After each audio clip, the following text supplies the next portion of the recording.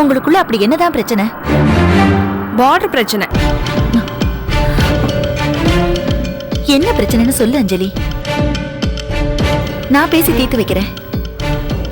உங்களால தீர்த்து வைக்க முடியாது. சொன்னா தானமா தெரியும் தீர்க்க முடியுமா முடியாதான்னு. சொல்லு அஞ்சலி. சதீஷ், நீயாவது சொல்லுப்பா என்ன பிரச்சனைன்னு. சரி, என்கிட்ட சொல்ல வேண்டாம். 4 செவத்துக்குள்ள பேசி தீர்த்துக்குங்க.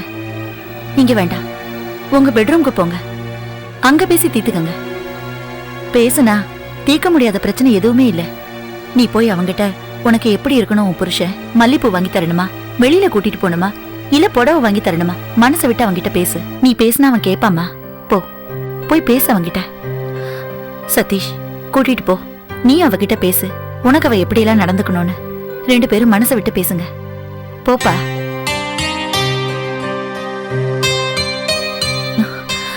ஏன் 2 பேருமே எதுவுமே சொல்ல மாட்டேங்கிறீங்க? நீங்க 2 பேரும் பேசி தீர்த்துக்க மாட்டேங்கிறீங்க, எங்க கிட்டயும் சொல்ல மாட்டேங்கிறீங்க. இதுக்காகத்தாமா அன்னைக்கு உங்க அம்மா கிட்ட போன் பண்ணி சொன்னேன். அவங்களும் வந்து தீர்த்து வைக்க மாட்டேங்கிறாங்க. என்னது? எங்க அம்மாக்கு போன் பண்ணீங்களா? எதுக்கு போன் பண்ணீங்க? அதான் நீ சதீஷ் சாப்பிட வேண்டிய சாப்பாடுல உப்பள்ளி கொட்டியிருந்தியே, அதனாலதான். உப்பள்ளி போட்டதுக்கு போன் பண்ணிடுவீங்களா? தப்பு பண்ணது நானு. என்ன அடிக்க திட்டுங்க, என்ன வேணாலும் பண்ணுங்க. அதை விட்டுட்டு எங்க அம்மாக்கு எதுக்கு போன் பண்ணீங்க? நான் ஒருத்தி வேதனை படுறது பார்த்தாது அங்க இருக்கவங்க எல்லாரும் வேதனை பண்ணணுமா? தண்டச்சோரே, அக்ரிமெண்ட் போட்ட ஜென்டில்மேன் மாதிரி நடந்துக்கணும். அதை விட்டுட்டு மாறுற.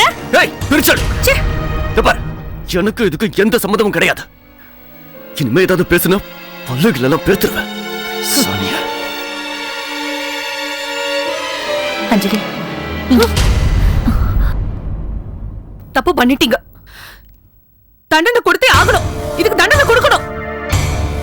3 நாள் சாப்பிடக்கூடாது, யார்கிட்டயும் பேசக்கூடாது. நீங்க இல்ல, நான்.